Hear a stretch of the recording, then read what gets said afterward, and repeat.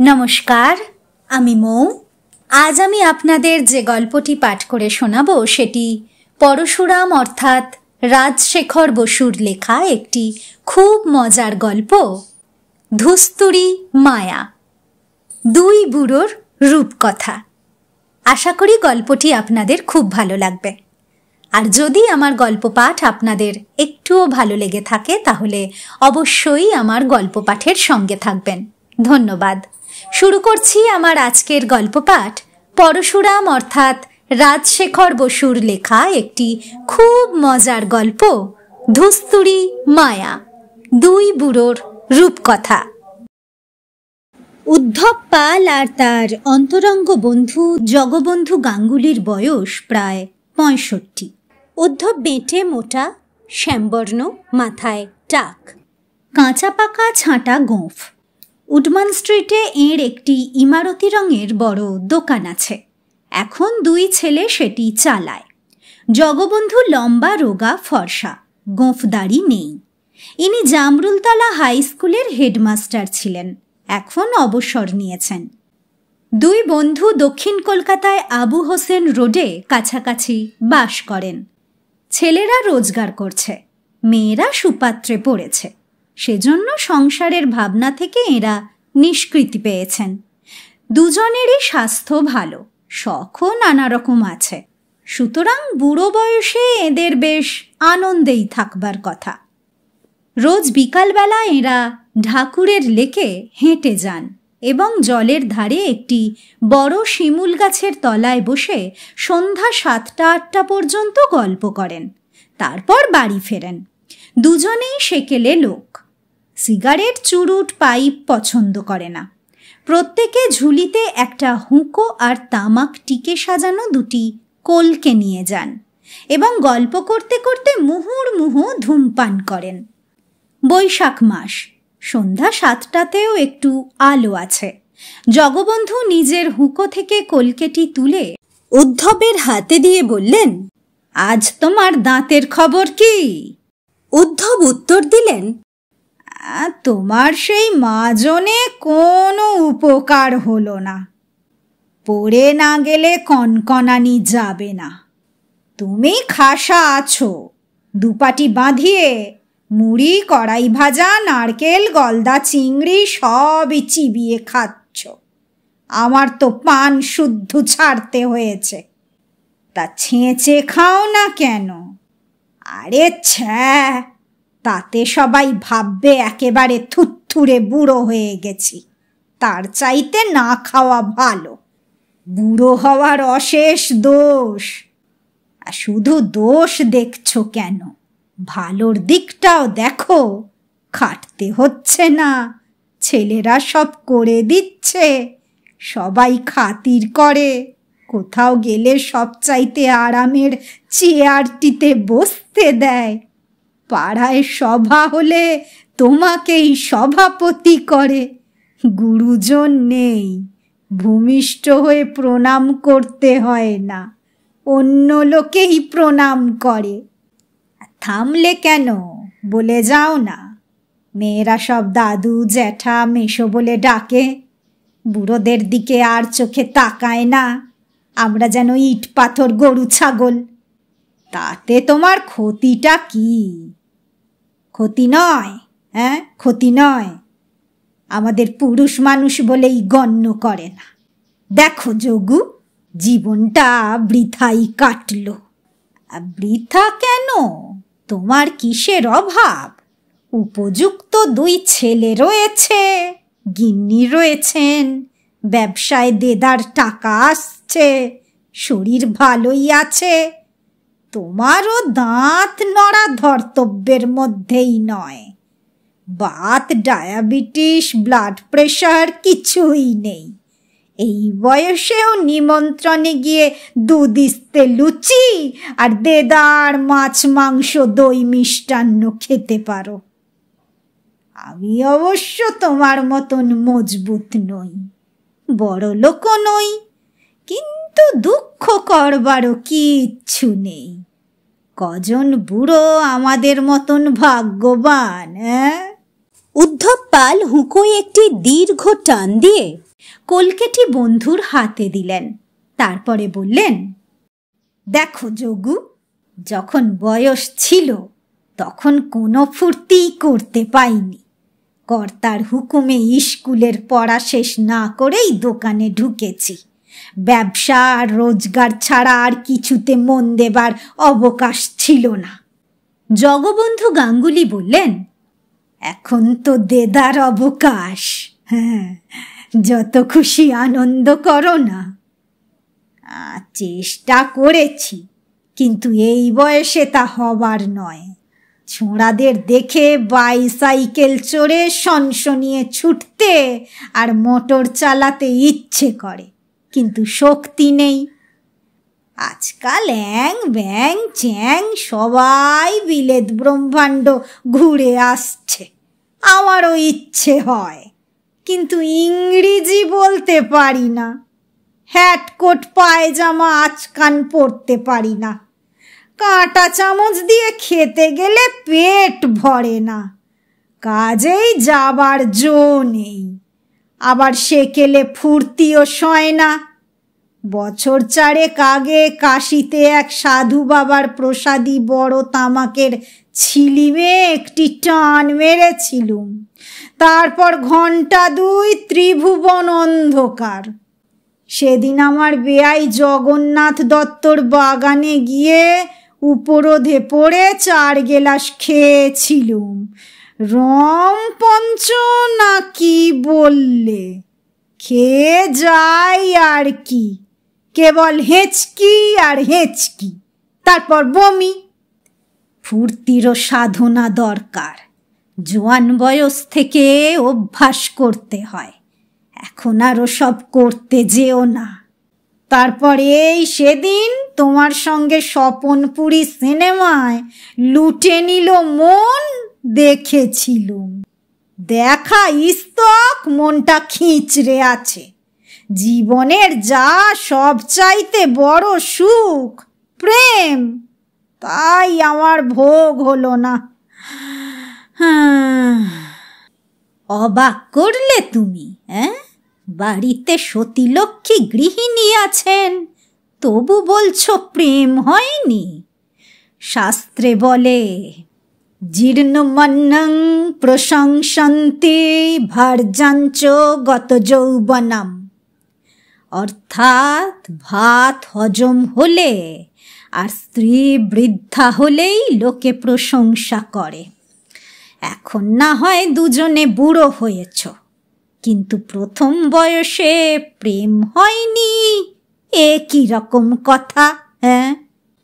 আমার বয়স যখন 12, তখনই বাবা 7 বছরের পুত্রবধূ ঘরে আনলেন। খিদে না হতেই যদি খাবার জোটে, তবে ভোজনের সুখ হবে কেমন করে? তাছাড়া গিন্নির মেজাজটি চিরকালই রুক্ষ। প্রেম করবার মানুষ তিনি নন। আর চেহারাটি তো তোমার দেখাই আছে। তবে হক কথা বলবো, মাগি রাঁধে যেন অমৃত। তা কিরকম হলে তুমি খুশি হতে বলো তো? যা হবার নয় তা বলে আর লাভ কি? তবু মনের কথা বলছি, শোনো। হুইল দেওয়া ছিপে যেমন করে রুই কাতলা ধরা হয়, সেই রকম আর কি। ফাতনা নড়ে উঠল, টোপ গিলেই চোঁ করে সরে গেল। তারপর টান মেরে কাছে আনলুম, আবার সুতো ছাড়লুম। এই রকম খেলিয়ে খেলিয়ে বউ ঘরে তুলতে পারলেই জীবনটা সার্থক হতো। ও, তুমি নটবর নাগর হয়ে প্রেমের মৃগয়া করতে চাও? এ বয়সে ওসব চিন্তা ভালো নয় ভাই।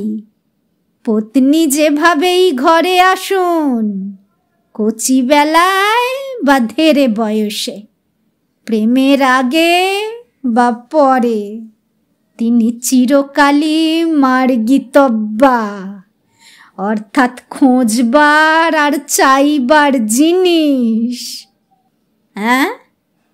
কি বললে? মার্গিতব্যা?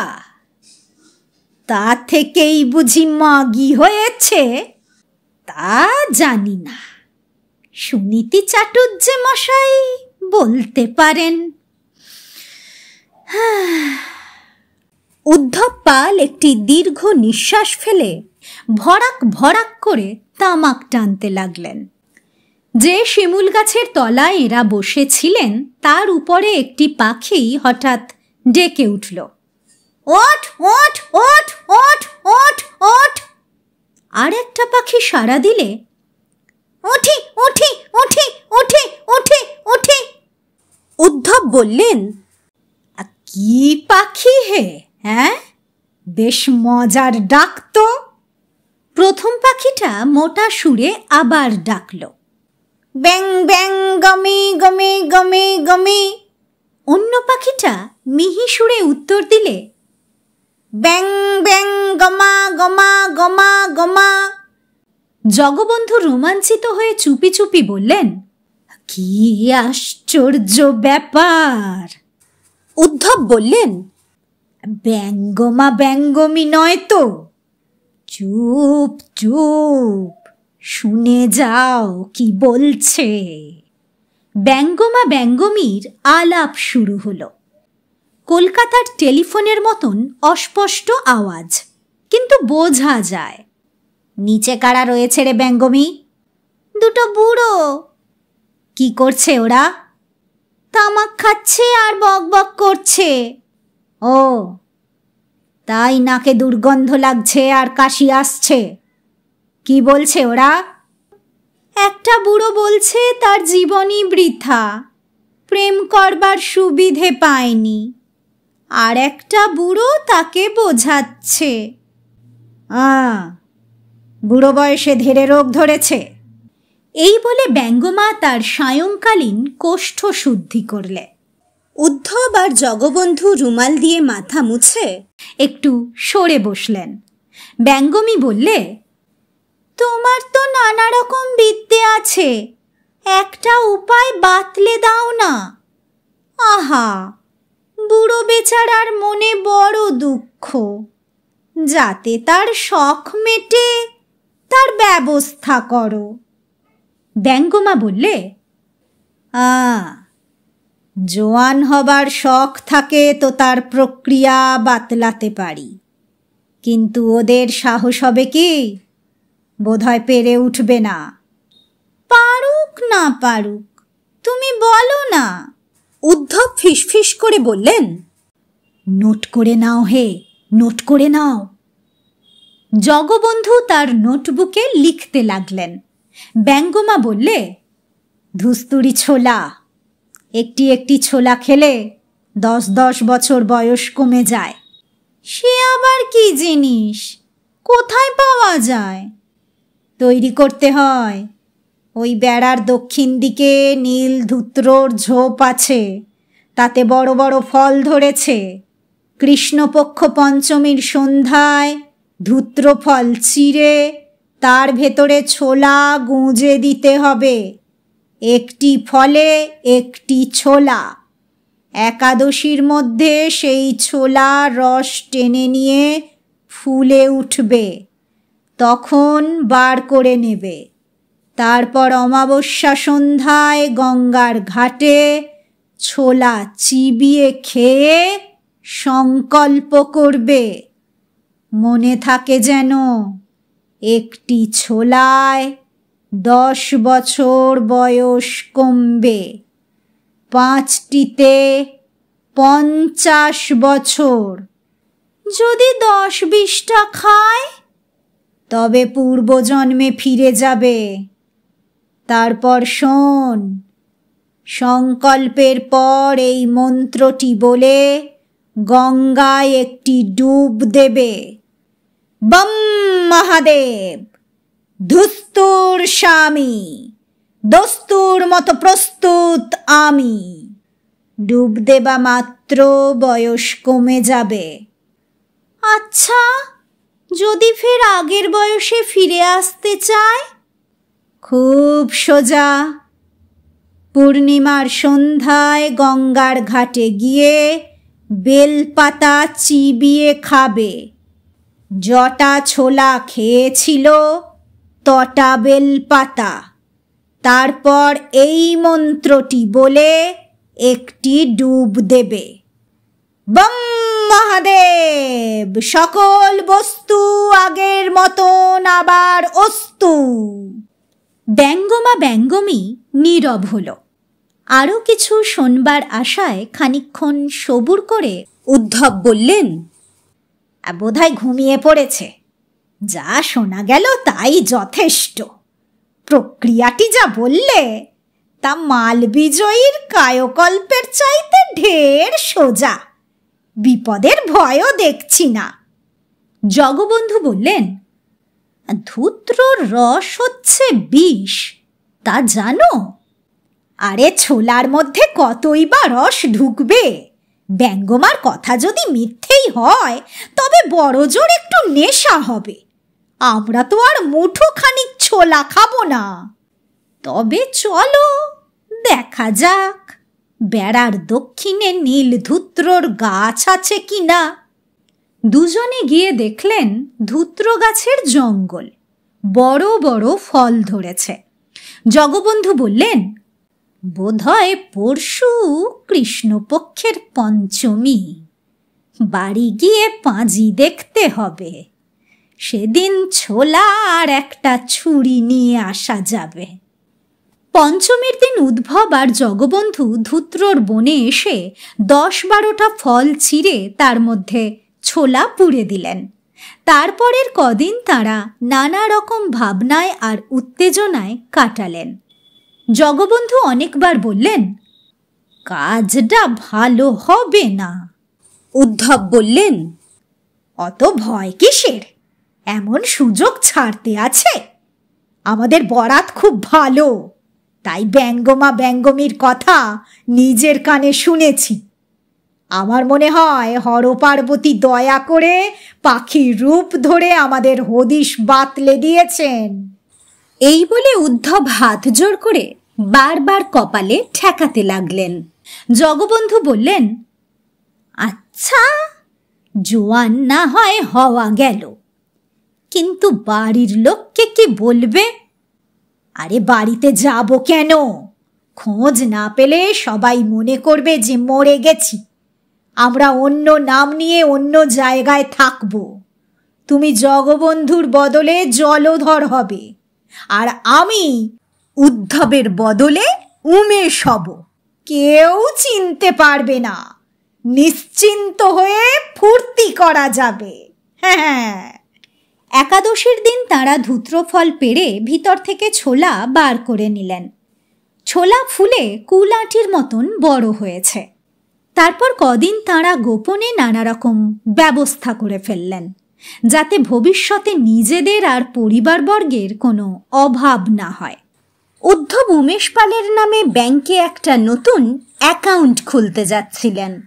জগবন্ধু বললেন, যদি পরে ফিরে আসতে হয় তবে টাকাটা বার করতে পারবে না।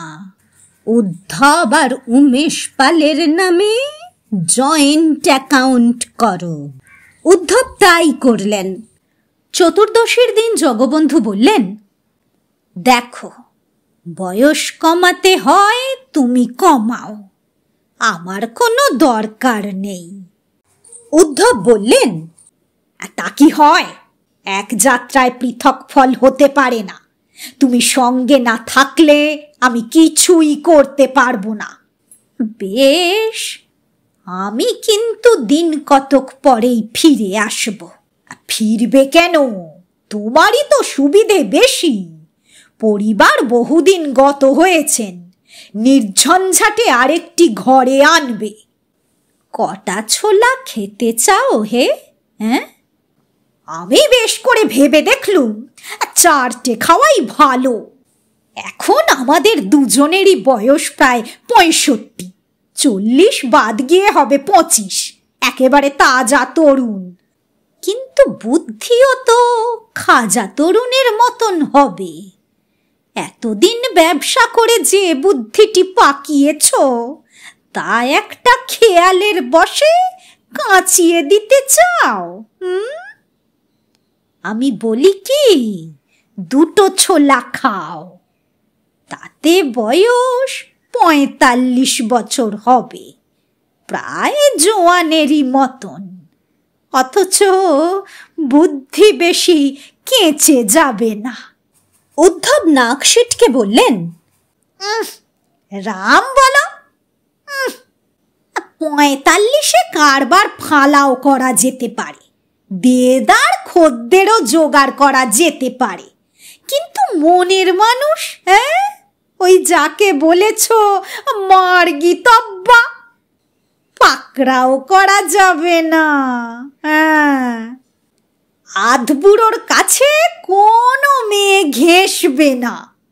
আচ্ছা, মাঝামাঝি করা যাক, ৩টে করে ছোলা খাওয়া যাবে, ৩৫ বছর বয়স হলে মন্দ হবে না। আজকাল তো ধেড়ে আইবুড়ো মেয়ের অভাব নেই। একটু ভেবে জগবন্ধু বললেন, আচ্ছা উদ্ভব, তুমি তো নবকলেবর ধারণ করে উধাও হবার জন্য ব্যস্ত হয়েছ। তোমার তিরোধান হলে পরিবারের কি দশা হবে ভেবে দেখেছ?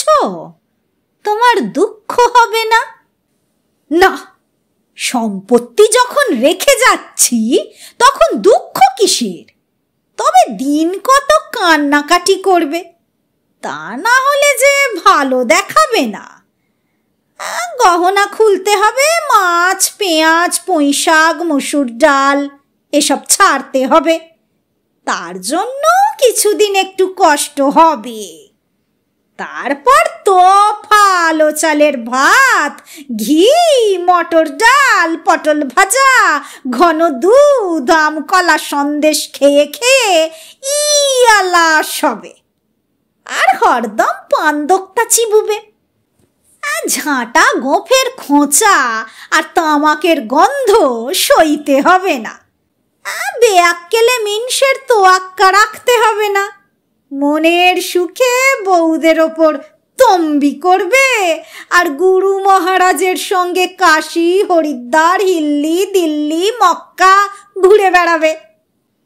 ছেলে দুটো তো লাট হয়ে যাবে, বাপ পিতামহর বসত বাড়ি বেচে ফেলে ফরক হবে, মেট্রো প্যাটার্নের ইমারত তুলবে, দামি দামি মোটর কিনবে। কারবারটা মাটি না করে এই যা চিন্তা। মরুগে, আমি আর ওসব নিয়ে ভাববো না। আর তোমার তো কোনো ভাবনাই নেই। ছেলেটি অতি ভালো, তুমি সরে গেলে নিশ্চয় ঘটা করে শ্রাদ্ধ করবে। আমি কিন্তু তোমার একটা হিল্লে লেগে গেলেই ফিরে আসব। অবশ্য তোমার সঙ্গে রোজই দেখা করব। আগে কাঁচা বয়সের সোয়াদটা চেখে দেখো, তারপর যা ভালো বোধ হয় করো। ১৯শে বৈশাখ বুধবার, অমাবস্যা। সন্ধ্যার সময় দুই বন্ধু দক্ষিণেশ্বরের ঘাটে উপস্থিত হলেন। দুজনেই একটি করে ক্যাম্বিসের হালকা ব্যাগ নিয়েছেন, তাতে কিছু জামাকাপড় এবং অন্যান্য নিতান্ত দরকারি জিনিস আছে। আর যা দরকার পরে কিনে নেবেন। জগবন্ধু বললেন, উদ্ধব ভাই, আমার কথা শোনো। আলে আর পিছনে ছুটো না, ঘরে ফিরে চলো। বেশ আছো, সুখে থাকতে কেন ভূতের কিল খাবে? উদ্ধব বললেন, আরে সাহস না করলে কোনো কাজেই সিদ্ধি হয় না। ব্যবসায় নয়, তুমি যাকে প্রেমের মৃগয়া বলো তাতেও নয়। আর দেরি করবার দরকার কি? ঘাট থেকে লোকজন সব চলে গেছে, প্রক্রিয়াটি সেরে ফেলা যাক। বেশি রাত পর্যন্ত এখানে থাকলে মন্দিরের লোকে নানা রকম প্রশ্ন করবে। উদ্ধব একটি গামছা পরে ঘাটের চাতালে জামা কাপড় জুতো রাখলেন। জগবন্ধু দীর্ঘ নিঃশ্বাস ফেলে জলে নামবার জন্য প্রস্তুত হলেন। বন্ধুর মুখে আর নিজের মুখে ৩টি করে ছোলা পুড়ে দিয়ে উদ্ধব বললেন, নাও, বেশ করে চিবিয়ে গিলে ফেলো।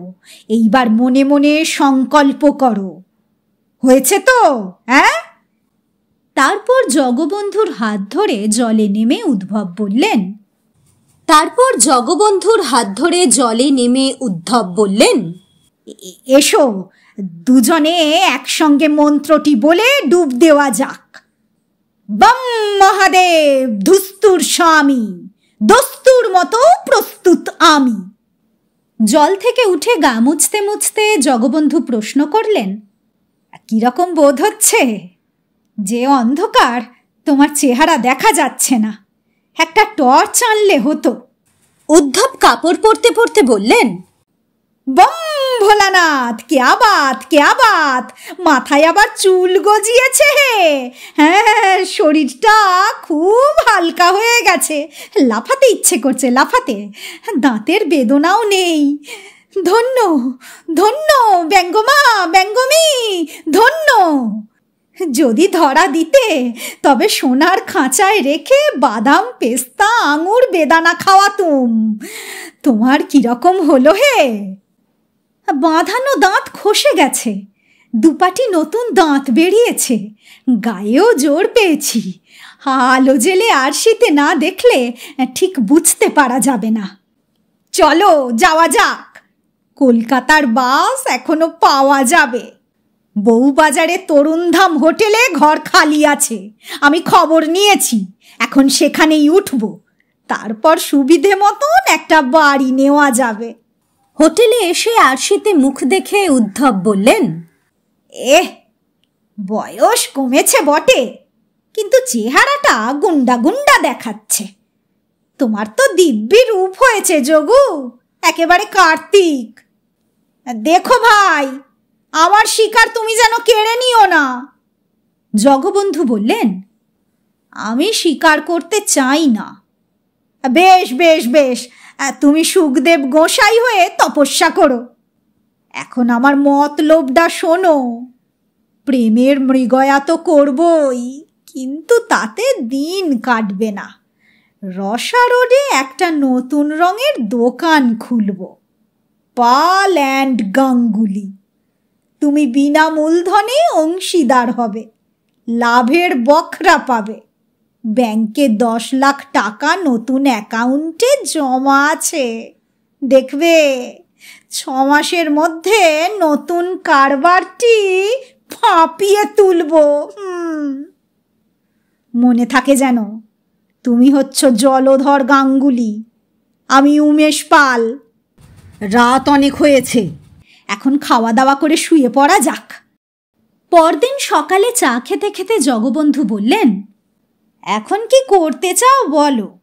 উদ্ধব বললেন, সমস্ত রাত ভেবেছি, ঘুমোতে পারিনি। শুনেছি বালিগঞ্জ আর নতুন দিল্লি হচ্ছে প্রেমের জায়গা। দিল্লি তো বহু দূর। আমি বলি কি, বালিগঞ্জেই আস্তানা করা যাক। ওখানে তুমি সুবিধে করতে পারবে না। তোমার বয়স কমেছে বটে, পুরো তরুণ না হলেও হাফ তরুণ হয়েছ, কিন্তু তোমার চাল চলন সাবেককালের। ফ্যাশন জানো না, লেখাপড়াও তেমন শেখনি। কিছু মনে করো না ভাই, তোমার পালিশের অভাব আছে। ওদিককার মেয়েরা ইংরেজি ফ্রেঞ্চ বলে, বিলিতি কবিতাও রায়। আবার শুনেছি পেন্টুলুন পরে, ভুরু কামায়, রং মাখে, বল নাচে, সিগারেট খায়, মোটর হাঁকায়। আইসিএস, আইএএস, বিলাত ফেরত, ডাক্তার, ইঞ্জিনিয়ার বা বড় চাকুরে ছাড়া আর কারো দিকে ফিরেও তাকায় না। তাদের চাইতে আমার টাকা ঢের বেশি, রোজগারও বেশি করতে পারবো। ভালো বাড়ি, আসবাব, মোটর কিছুরই অভাব হবে না। তা মানলুম, কিন্তু তুমি টেবিলে বসে ছুরি কাঁটা চামচ চালাতে পারবে?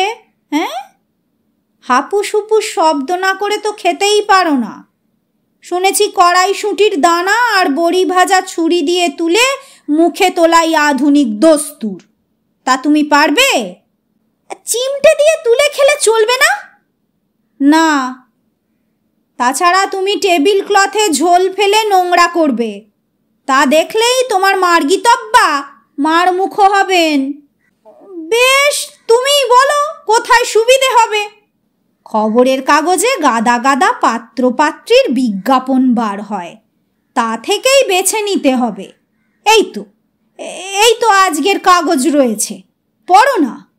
উদ্ধব পড়তে লাগলেন। বুলবুলি লক্ষ্মী বোন আমার ফিরে এসো, বাবা মা শোকে শয্যাশায়ী, খঞ্জন কুমারের নাচের পার্টিতেই তুমি যোগ দিও। আরে গেল যা। বাবা নেংটু বাড়ি ফিরে এসো, ম্যাট্রিক দিতে হবে না, সিনেমাতেই তোমাকে ভর্তি করা হবে। হ্যাঁ, আরে খেলে যা। জগবন্ধু বললেন, ওসব কি পড়ছো? পাত্রপাত্রীর কলম পড়ো। MA পাস, স্বাস্থ্যবতী 22 বৎসরের গুহ পাত্রীর জন্য উচ্চপদস্থ পাত্র চাই, বর্পণ যোগ্যতা অনুসারে। সুন্দরী নৃত্যগীত নিপুণা 20 বৎসরের আইয়ে, নৈকস্য কুলীন মুখোপাধ্যায় পাত্রীর জন্য ICS পাত্র চাই। দেখো যোগু, এসব চলবে না। সেই মামুলি বরকনের সম্বন্ধ করে বিয়ে, শুধু বয়সটাই বেড়ে গেছে, আর সঙ্গে নৃত্য গীত MA বিয়ে যোগ হয়েছে। অন্য উপায় দেখো। আচ্ছা, এই রকম একটা বিজ্ঞাপন কাগজে ছাপালে কেমন হয়? 35 বৎসর বয়স্ক, উদার প্রকৃতির, সদ্বংশীয় বাঙালি, বহু লক্ষপতি ব্যবসায়ী, কোনো আত্মীয় নাই, বিবাহের উদ্দেশ্যে সুন্দরী মহিলার সহিত আলাপ করিতে চান, অসবর্ণে আপত্তি নাই, উভয় পক্ষের মনের মিল হইলে শীঘ্রই বিবাহ, বক্স নম্বর অমুক। খাসা হয়েছে, ছাপাবার জন্য আজই পাঠিয়ে দাও। বিজ্ঞাপন বার হবার 3-4 দিন পর থেকেই রাশি রাশি উত্তর আসতে লাগলো। একটি চিঠি এই রকম: 5 নম্বর ঘুঘুবাগান রোড, কলিকাতা, টেলিফোন নর্থ 234। মহাশয়, আপনার বিজ্ঞাপন দৃষ্টে জানাইতেছি যে কাতলামারি এস্টেটের একমাত্র স্বত্বাধিকারিণী রাজকুমারী শ্রী যুক্তেশ্বরী স্পন্দচ্ছন্দা চৌধুরানী আপনার সহিত আলাপ করিতে ইচ্ছুক। ইনি পরমা সুন্দরী এবং অশেষ গুণবতী। ইন্টারভিউয়ের সময় সন্ধ্যা 7টা হইতে 8টা। ইতি শ্রী রাম শশী সরকার, সদর নায়েব। উদ্ধব বললেন, ভালোই মনে হচ্ছে, তবে পাত্রীর নামটা বিদকুটি, আর এস্টেটটি নিশ্চয় ফোঁপড়া, তাই রাজকুমারী ধনী বর খুঁজছেন। তা হোক, হোটেলে তো টেলিফোন আছে, এখনই জানিয়ে দেওয়া যাক। আজ সন্ধ্যায় আমরা দেখা করতে যাব। জগবন্ধু বললেন, তোমার দেখছি তর্স হয় না, একটা চিঠি লিখে দাও না যে পরশু যাবে।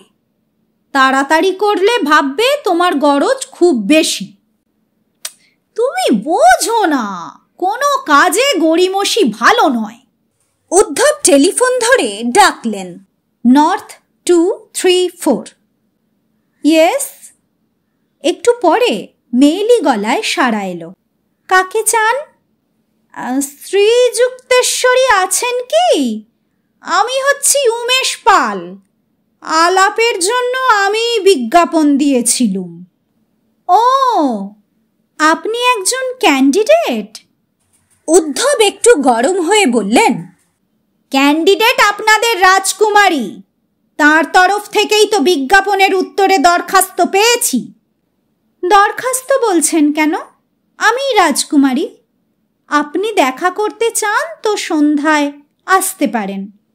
উদ্ধব নিচু গলায় জগবন্ধুকে বললেন, জানিয়ে দিই যে আমরা দুজনে যাব, কি বলো? জগবন্ধু বললেন, আরে না না, এসব ব্যাপারে সঙ্গী নেওয়া চলে না।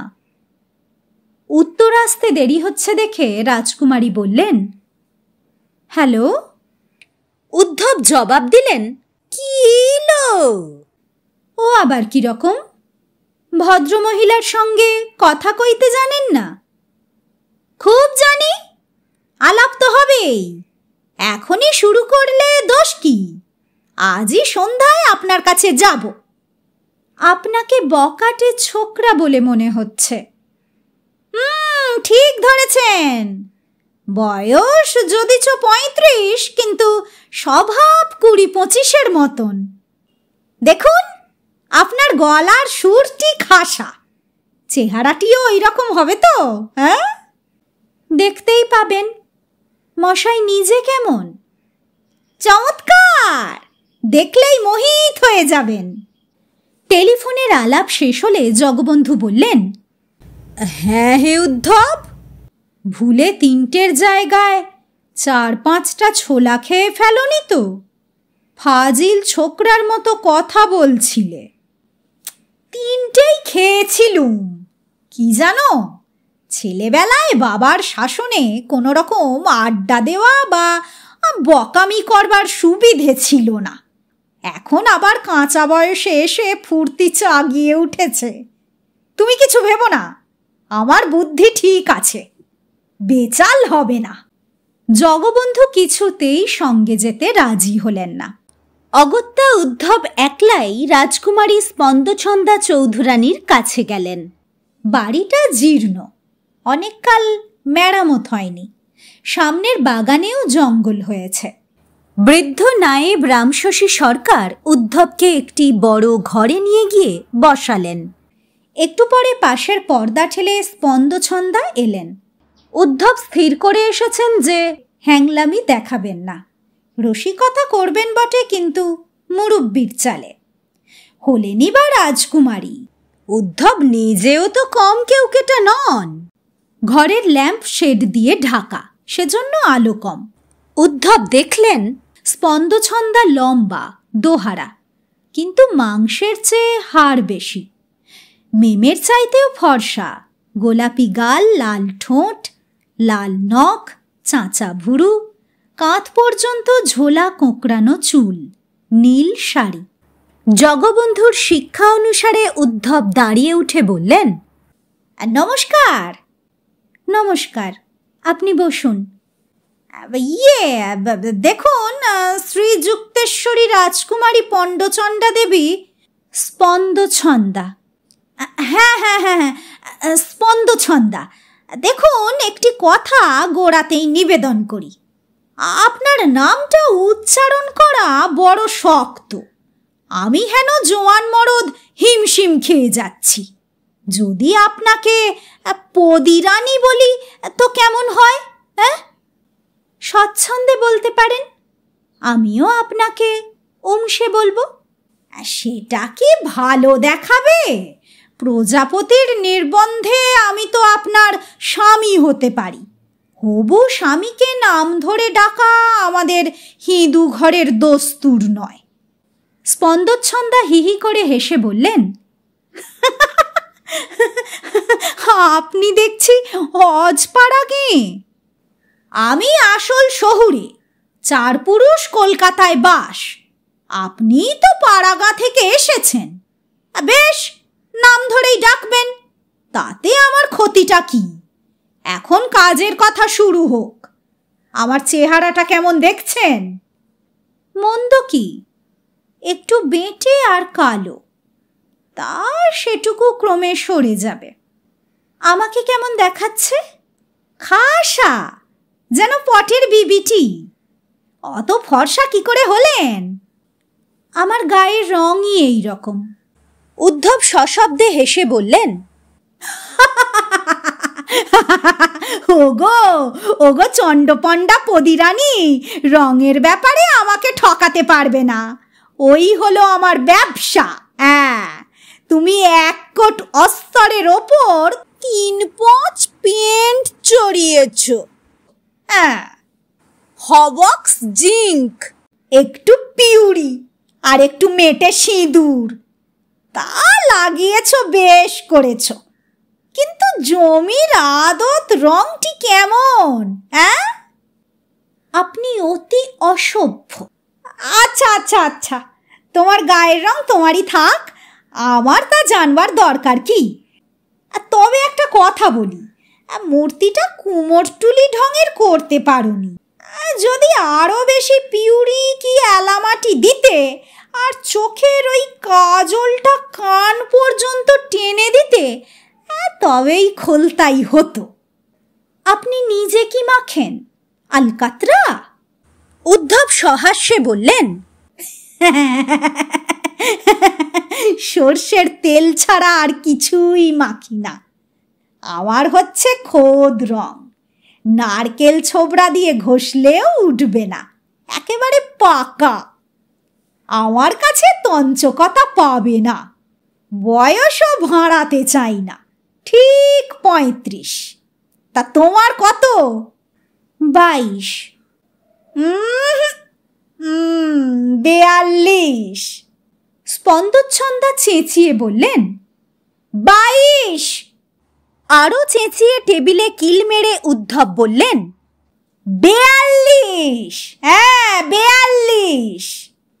আপনি আপনি আমার অপমান করছেন। আরে না না, একটু দরদস্তুর করছি। আচ্ছা আচ্ছা আচ্ছা আচ্ছা, তোমার কথা থাকুক, আমার কথাও থাকুক, একটা মাঝামাঝি রফা করা যাক। তোমার বয়স 32। স্পন্দচ্ছন্দা মুখ ভার করে বললেন, বেশ, তাই না হয় হলো। আর লেখাপড়া কদ্দূর? মাছ তরকারি ধোপার হিসেব এসব লিখতে পারবে? নাকটি ওপর দিকে তুলে স্পন্দচ্ছন্দা বললেন, মেমের কাছে MA ক্লাসের চাইতে বেশি পড়েছি। মশাইয়ের বিদ্যে কত দূর? 4th ক্লাস পর্যন্ত। তবে রবি ঠাকুর জানি। ওরে দুরাচার হিন্দু কুলাঙ্গার, এই কি তোদের? কানে আঙুল দিয়ে স্পন্দচ্ছন্দা বললেন, থাক থাক থাক, খুব হয়েছে। আয় কত? তোমার কোনো চিন্তা নেই, ব্যাংকে খোঁজ নিলেই জানতে পারবে যে আমার দেদার টাকা আছে। বাড়ি গাড়ি আসবাব গহনা সবই তোমার মনের মতন হবে। তা তোমার এস্টেটের আয় কত? পাকিস্তানে পড়েছে, অনেক কাল আদায় হয়নি। তবে ভাবনার কিছু নেই, খাঁ সাহেব বদরুদ্দিন আমার বাবার বন্ধু, তিনি বলেছেন সব আদায় করে দেবেন। তবেই হয়েছে, বেচে ফেলো। বেচে ফেলো। বেশ, তো আপনি তার ব্যবস্থা করবেন। আচ্ছা, বৈষয়িক আলাপ তো একরকম হলো, এখন একটু প্রেমালাপ করা যাক। দেখো পদিরানী, আমার সঙ্গে 2 দিন ঘর করলেই টের পাবে আমি কিরকম দিলদরিয়া চমৎকার লোক। স্পষ্ট করে বলো দিকি, আমাকে মনে ধরেছে? তা ধরেছে। একজন প্যান্ট শার্ট পরা আধবয়সী ভদ্রলোক পাইপ টানতে টানতে ঘরে ঢুকলেন। স্পন্দচ্ছন্দা দুপক্ষের পরিচয় করিয়ে দিলেন। ইনি হচ্ছেন mister Makar Roy, bar at ল, সম্পর্কে আমার দাদা হন। আর ইনি উমেশ পাল, খুব ধনী পেন্ট মার্চেন্ট, আমার ভাবি বর। মকর রায় বললেন, আরে তাই নাকি? এরই না আসবার কথা ছিল। বাহাদুর লোক, এসেই হৃদয় জয় করেছেন, একেবারে ব্লিৎজক্রিগ। কংগ্রাচুলেশন মিস্টার পাল, লাকি ডগ, ভাগ্যবান কুত্তা। এই বলে উদ্ভবের হাত সজোরে নেড়ে দিলেন। তারপর বললেন, স্পন্দার মতন মেয়ে লাখে একটি মেলে না মশাই। নাচ গান অ্যাক্টিং সব তাতে চৌকস। সিনেমার লোকে সাধাসাধি করছে। এর কাঁচ পোকা নৃত্য যদি দেখেন তো অবাক হয়ে যাবেন। কাঁচ পোকা নাচে নাকি? যখন তখন নাচে না, আরশোলা ধরার সময় নাচে। স্পন্দচ্ছন্দা বললেন, জানো মকরদা, মিস্টার পাল হচ্ছেন একজন আদিম হিম্যান। উদ্ধব প্রশ্ন করলেন, সে আবার কাকে বলে? হি গোটি তো জানি। মকর রায় বললেন, হিম্যান জানেন না? মদ্দা পুরুষ।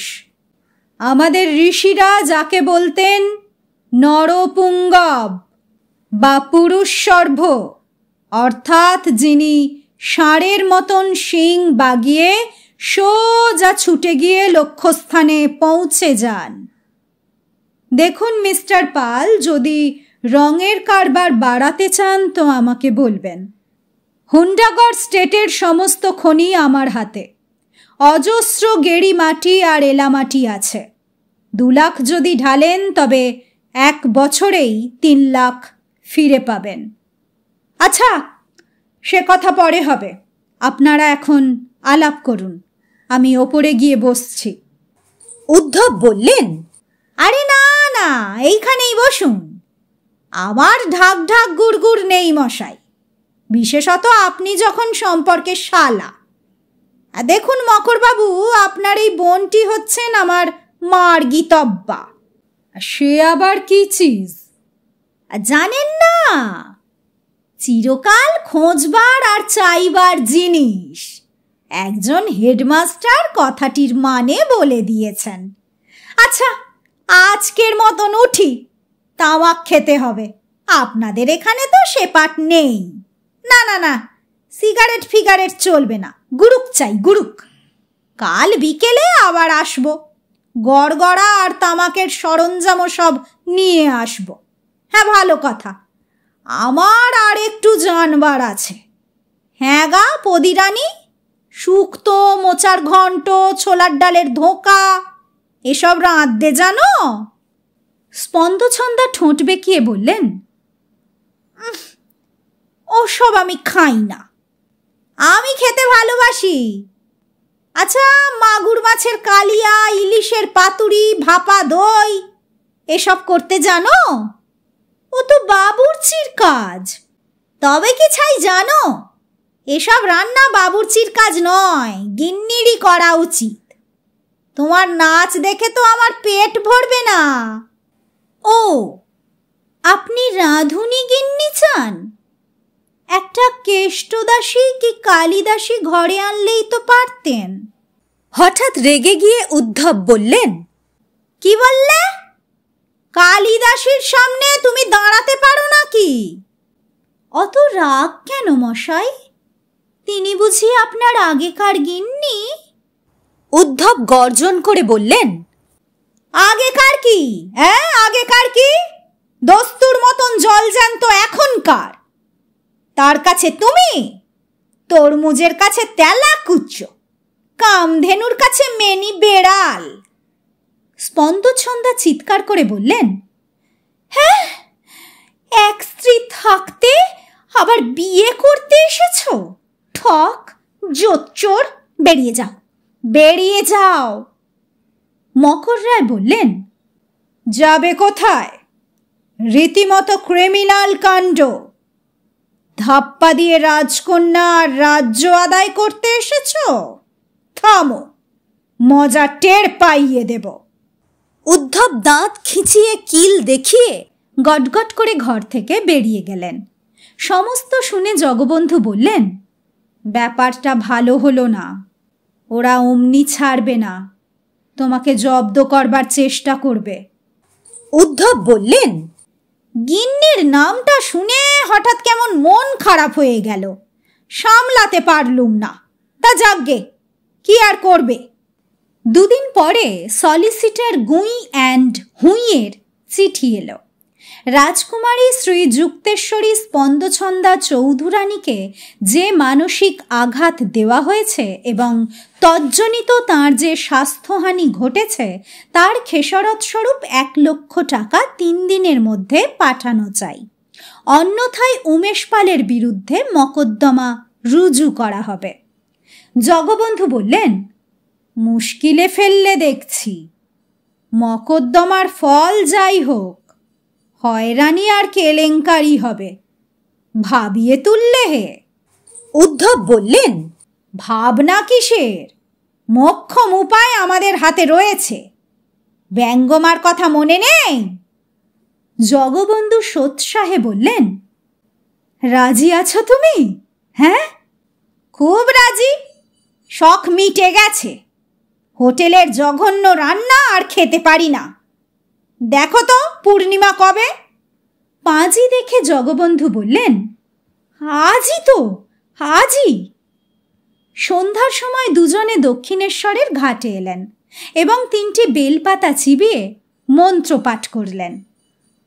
বম মহাদেব, সকল বস্তু আগের মতন আবার অস্তু বলেই একটি ডুব দিলেন। ঘাটে উঠে মাথা মুছতে মুছতে উদ্ধব বললেন, ওহে যোগু, আবার দিব্যি এক মাথা টাক হয়েছে। শরীরটাও 2.5 মণি হয়ে গেছে। তোমার কেমন হলো? জগবন্ধু বললেন, আমারও মুখে 2 পাটি নকল দাঁত এসে গেছে।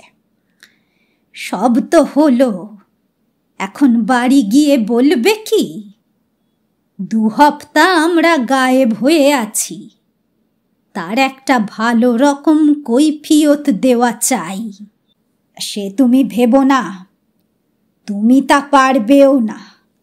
চিরকাল মাস্টারি করে ছেলেদের শিখিয়েছ সদা সত্য কথা কহিবে। যা বলবার আমিই বলবো।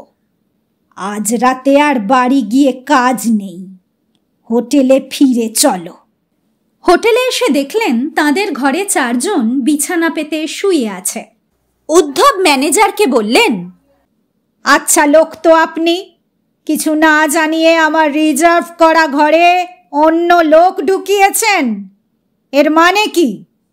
ম্যানেজার আশ্চর্য হয়ে বললেন, কে আপনারা? নেকা, চিনতে পারছেন না? উমেশ পাল আর জলধর গাঙ্গুলি। 19শে বৈশাখ মানে 2রা মে বুধবার থেকে 2 হপ্তা এই ঘর আমাদের দখলে আছে। 2 হপ্তা বলছেন কি মশাই? নেশা করেছেন নাকি? আজই তো বুধবার, 2রা মে, 19শে বৈশাখ। উদ্ধবকে টেনে নিয়ে রাস্তায় এসে জগবন্ধু বললেন, সবই ধুস্তুরি মায়া। গত 2 হপ্তা জগতের ইতিহাস থেকে একেবারে লোপ পেয়ে গেছে। এখন বাড়ি চলো। রাত প্রায় 12টার সময় জগবন্ধুকে সঙ্গে নিয়ে উদ্ধব নিজের বাড়িতে পৌঁছলেন। উদ্ধব গৃহিণী কালিদাসী তারস্বরে বললেন, বলি দুপুর রাত পর্যন্ত 2 ইয়ারে ছিলে কঞ্চুলয়?